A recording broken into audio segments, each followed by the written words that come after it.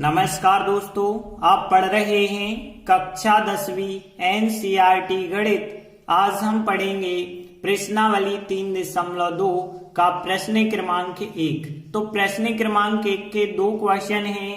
इन दोनों क्वेश्चनों को हम बहुत आसान तरीके से समझाने का प्रयास करेंगे, तो ध्यान से समझना। तो देखिए प्रश्न 1 है, निम्न समस्याओं में देखिए एक सवाल दिया गया है, ये पूरा सवाल कहलाती है एक समस्या। तो इस समस्या में हमें क्या करना है, रैखिक समीकरणों के युग्म बनाना है। मतलब दो समीकरण हम बनाएंगे, वो कहलाता है समीकरण का युग्म। और फिर जो समीकरण बने होंगे उनको हम ग्राफीय विधि से हल करेंगे। तो देखिए समीकरण बनाए कैसे जाते हैं, समीकरण होते हैं x और y के रूप में। तो सबसे पहले सवाल में जो दो चीजें पूछी गई हैं उनको आप x और y मानते हैं। तो देखते हैं सवाल क्या है। कक्षा 10 की हम बात कर रहे हैं। 10 विद्यार्थियों ने गणित की पहेली में भाग लिया। यदि लड़कियों की संख्या लड़कों की संख्या से 4 अधिक हो तो प्रतियोगिता में भाग लिए लड़कों और लड़कियों की संख्या ज्ञात करना है। तो देखिए जो दो चीजें हमें ज्ञात करनी होती हैं उनको हम x और y मानते हैं। तो लड़कों की संख्या को x मानेंगे और लड़कियों की संख्या को y मान के चलेंगे। तो देखिए हम मान के चले प्रतियोगिता में भाग लेने वाले लड़कों की संख्या x है तथा लड़कियों की संख्या y है। अब तब प्रश्नानुसार देखिए प्रश्न में क्या कहा गया था कि 10 विद्यार्थी हैं, मतलब लड़कों और लड़कियों को मिला के कुल विद्यार्थी हैं 10। देखिए जब कुल विद्यार्थी 10 हैं तो इसका मतलब है लड़कों की संख्या प्लस लड़कियों की संख्या दोनों को जोड़ दें, x प्लस वाई बराबर होगा 10। इसे हम समीकरण 1 का नाम दे देते हैं। आगे प्रश्न पढ़ते हैं, लड़कियों की संख्या लड़कों की संख्या से 4 अधिक है। तो देखिए लड़कियों की संख्या जो है वो लड़कों की संख्या से 4 अधिक है। इस प्रकार से दिया गया है। लड़कियों की संख्या हमने y मानी है बराबर, और यहाँ लड़कों की संख्या x मानी है तो x रखेंगे प्लस 4। इसे ही बना देते हैं समीकरण नंबर 2। अब देखिए हमने दो समीकरण तो बना लिए, अब हम इनको ग्राफ वाली विधि से हल करेंगे। तो यहाँ सबसे पहला समीकरण हम ले लेते हैं और इसकी टेबल बनाते हैं। तो देखिए हमने समीकरण 1 लिखा, x प्लस वाई बराबर 10। देखिए अब यहां से हमें y का मान निकालना है, तो y बराबर कितना आएगा, x का पक्षांतर कर देंगे तो 10 माइनस x आ गया। अब देखिए यहाँ पे हम x के मान रखते जाते हैं और y के मान हमें प्राप्त होते हैं। तो x बराबर जैसे हम यहाँ 0 रखेंगे तो 10 माइनस 0 10 प्राप्त होगा। देखिए 10 थोड़ी ज्यादा बड़ी संख्या हो जाएगी, इसलिए हम 0 नहीं रख रहे हैं। जैसे हमने यहाँ पे 5 रखा तो x बराबर 5 रखते हैं तो क्या मिलेगा, देखिए y बराबर 10 माइनस 5 और 10 में से 5 घटाएंगे तो कितना मिल जाएगा, 5। तो देखिए 5 तक तो ठीक है, 10 तक ग्राफ बनाना थोड़ी सा बड़ा हो सकता है, इसलिए हम 5 रख रहे हैं। x बराबर जैसे हम 4 रखते तो क्या मिलता, 4 रखने पर यदि हम देखें तो y बराबर 10 माइनस x की जगह 4 रखेंगे और 4 को घटाएंगे तो 6 मिल जाएगा। तो आपको दो मान रखने हैं और फिर इनकी टेबल बना लेनी है। तो देखिए इस प्रकार से हमने टेबल बनाई, x लिखा और y बराबर जो है वो लिखा। अब देखिए 5 रखा है तो उत्तर 5 मिला है, तो 5 5 यहाँ पे लिख देंगे, x का मान 5 और y का मान 5, x का मान 4 और y का मान 6, तो 4 6 लिख देंगे। इस प्रकार से टेबल बन जाएगी। अब हम समीकरण 2 लेंगे। तो देखिए हमने समीकरण 2 लिया, y बराबर x प्लस 4। अब देखिए ये तो y के रूप में पहले से व्यवस्थित है तो इसे पक्षांतर नहीं करेंगे, सीधा मान हम रखेंगे। जैसे देखिए यहाँ तो हम 0 रख सकते हैं, x बराबर 0 रखने पर यदि हम देखें तो y बराबर 0 प्लस 4 करेंगे तो 4 उत्तर मिल जाएगा और 4 तक ग्राफ तो आप आराम से बना सकते हैं। x बराबर जैसे हम 1 रख लेते हैं तो x बराबर 1 रखने पर यदि हम देखें तो y बराबर x की जगह 1 रखा प्लस 4 1 को 4 जोड़ेंगे तो 5 मिल जाएगा। अब हम इनको टेबल में जमा लेते हैं। तो देखिए इस प्रकार से टेबल बनाई, x लिखा और y बराबर जो है वो लिखा। अब 0 रखा है तो 4 उत्तर आया है, तो 0 x का मान, y का मान 4, x का मान 1 तो y का मान 5। इस प्रकार से दोनों समीकरण की हमने टेबल बना ली। अब हम ग्राफ बना लेते हैं। तो ग्राफ में ध्यान रखना है x का मान 5 और 4 है, x का मान 0 और 1 है, तो कम से कम 5 तक तो ग्राफ आपको बनाना होगा। और प्लस का माइनस की तो ज्यादा संख्या की जरूरत ही नहीं है। और y देखें तो 5 6 4 5, तो ज्यादा से ज्यादा 6 जरूर होना चाहिए। तो देखिए इस प्रकार से हमने x अक्ष और y अक्ष बनाए हैं। अब देखते हैं पहली टेबल यदि हम देखें तो यहाँ x का मान 5 और y का मान 5। देखिए x का मान 5 ये रहा और y का मान 5 ये रहा, दोनों को मिलाएंगे तो यहाँ पे एक बिंदु मिल जाएगा हमें। इसके बाद देखिए 4 और 6, x का मान 4 ये रहा और y का मान 6 ये रहा, दोनों को मिलाएंगे यहाँ एक बिंदु मिलेगा। तो इस प्रकार से हमें 2 बिंदु मिल गए। अब हम इन दोनों बिंदु को मिलाती हुई एक रेखा बना देते हैं। तो देखिए इस प्रकार से हमने लाइन बनाई है और इस लाइन पे समीकरण 1 जो था वो भी हमने लिख दिया। अब देखिए दूसरे समीकरण की टेबल, तो इसमें चाहिए हमें 0 और 4, x का मान 0 ये रहा, y का मान 4 ये रहा, दोनों को मिलाएंगे यहीं पे एक बिंदु बनेगा। इसके बाद देखिए 1 और 5, x का मान 1 लेना है ये रहा, y का मान 5 ये रहा, दोनों को मिलाएंगे यहां मिलेगा बिंदु। अब देखिए हम इन दोनों बिंदु को मिलाती हुई एक रेखा बनाएंगे। तो देखिए इस प्रकार से दूसरी रेखा बना दी और इस पे समीकरण 2 लिख दिया। अब ध्यान देना दोनों ग्राफ एक दूसरे को प्रतिच्छेद करते हैं ना, इस बिंदु पे प्रतिच्छेद करते हैं। और यहाँ पे यदि आप देखें तो x का मान देख सकते हैं यहाँ पे 3 हो रहा है और y का मान 7 हो रहा है। तो हम यही लिखेंगे कि चूंकि दोनों ग्राफ बिंदु 3 7 पर प्रतिच्छेद करते हैं तो 3 7 हो जाएगा इस समीकरण युग्म का हल। तो देखिए हमने लिखा चूंकि दोनों ग्राफ बिंदु 3 7 पर परस्पर प्रतिच्छेद करते हैं इसलिए जो रैखिक समीकरण युग्म बने हैं मतलब समीकरण 1 और समीकरण 2 उनका हल हो जाएगा 3 7। x का मान 3 होगा और y का मान जो हो जाएगा वो कितना हो जाएगा 7। तो 3 और 7 हो जाएगा हमारा आंसर। अब देखिए यहाँ पे हमने माना था लड़कों की संख्या x, तो लड़कों की संख्या हो गई 3 और लड़कियों की संख्या y मतलब 7 हो जाएगी। तो देखिए हमने लिखा अतः प्रतियोगिता में भाग लेने वाले लड़कों की संख्या x बराबर 3 है और लड़कियों की संख्या y बराबर 7 है। इस प्रकार से पहले प्रश्न का पहला सवाल कंप्लीट हुआ। इसके बाद सेकंड क्वेश्चन देखते हैं। 5 पेंसिल तथा 7 कलमों का मूल्य 50 रुपए, 7 पेंसिल और 5 कलमों का मूल्य 46 रुपए है, तो एक पेंसिल का मूल्य और एक कलम का मूल्य ज्ञात कीजिए। हमने आपको बताया जो 2 चीजें हमें ज्ञात करनी है, एक को x मान लीजिए और एक को y। तो मान के चलेंगे एक पेंसिल का मूल्य x रुपए है, एक कलम का मूल्य y रुपए है।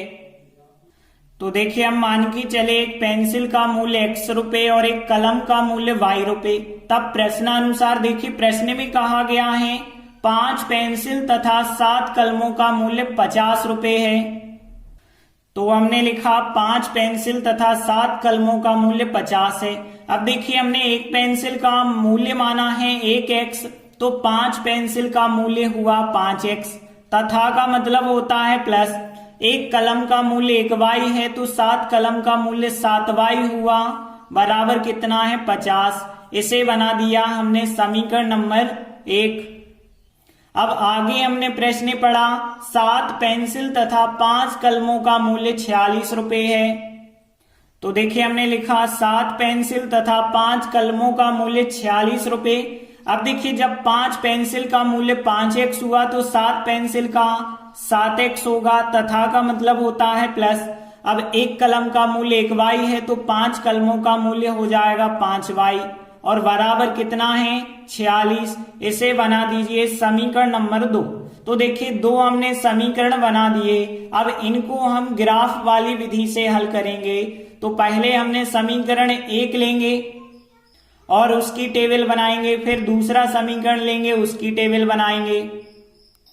तो देखिए हमने पहला समीकरण लिया, अब यहां से y का मान आप निकालेंगे तो 7y बराबर 50, 5x का पक्षांतर कर देंगे तो 5x माइनस के, फिर हमें y का मान चाहिए तो 7 बटे में आ जाएंगे, तो फिर y बराबर कितना आएगा 50 माइनस 5x बटे में आ गए 7। तो देखिए ये आ गया y का मान। अब यहां हमें x का मान रखना है और ऐसा मान रखना है कि ऊपर की संख्या में 7 का भाग चला जाए।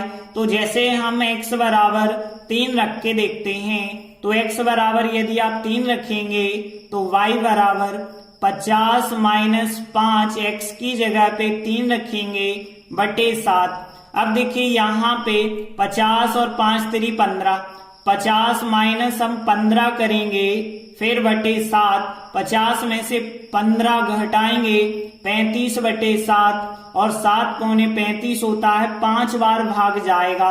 तो यहाँ पे संख्या कट गई ना, तो ऐसी संख्या रखनी है ताकि संख्या आराम से कट जाए 7 से।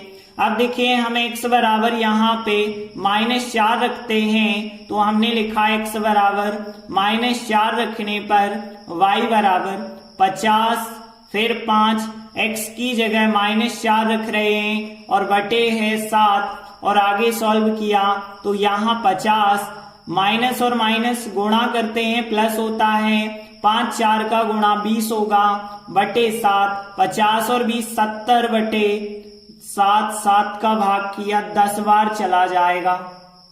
तो ध्यान रखना है ऐसे मान रखें ताकि संख्या आराम से कट जाए। दोनों मान हमने रखे हैं, तीसरा मान रखने की जरूरत नहीं है। अब हम टेबल बना लेते हैं। तो देखिए हमने लिखा x और y बराबर जो है वो लिखा। अब 3 रखा है तो 5 उत्तर आया है, तो 3x का मान y का मान 5, -4 रखा है तो 10 उत्तर आया है, तो -4x का मान और y का मान 10। समीकरण 1 की तो टेबल बना ली, अब हम समीकरण 2 लेंगे। तो देखिए हमने समीकरण 2 लिया। अब यहां से ध्यान देना हम क्या कर रहे हैं पक्षांतर, तो 5y बराबर 46 माइनस 7x, क्योंकि हमें y एक तरफ करना है बाकी सब दूसरी तरफ करेंगे, और फिर y का मान निकालेंगे तो 5 बटे में आ जाएंगे, तो y बराबर 46 माइनस 7x और बटे में कितना आ जाएगा 5। तो ये रहा y बराबर। अब यहाँ पे हम x का मान रखते जाएंगे और y का मान हमें प्राप्त होगा। तो यहाँ पे देखिए x बराबर हम 3 रखते हैं जैसे, क्योंकि ऐसी संख्याएं रखनी है जो नीचे और ऊपर आपस में कट जाएं। तो x बराबर 3 यदि हम रखेंगे तो y बराबर 46 माइनस 7x की जगह 3 और बटे है 5। अब यहाँ 46 तो 46 ही रहेंगे, 7 3 21 बटे 5, और जब आप घटाएंगे तो यहाँ पे आ जाएंगे 25 और यहाँ पे बटे में 5, 5 का भाग देंगे 5 बार जाएगा, तो यहाँ 5 आ गया y का उत्तर। अब हम x बराबर जैसे रखते हैं -2 रखते हैं, तो -2 रखने पर यहाँ पे y बराबर देखें तो 46 माइनस 7 और फिर x की जगह -2 रख रहे हैं बटे है 5। तो यहाँ पे देखिए 46 और यहाँ माइनस माइनस प्लस होगा, 7 दूनी 14 हो गए बटे 5, और यदि आप जोड़ेंगे 60 हो गए बटे 5 और 12 पंचे 60। तो x का मान हमने -2 रखा तो y बराबर हमें 12 मिल गया।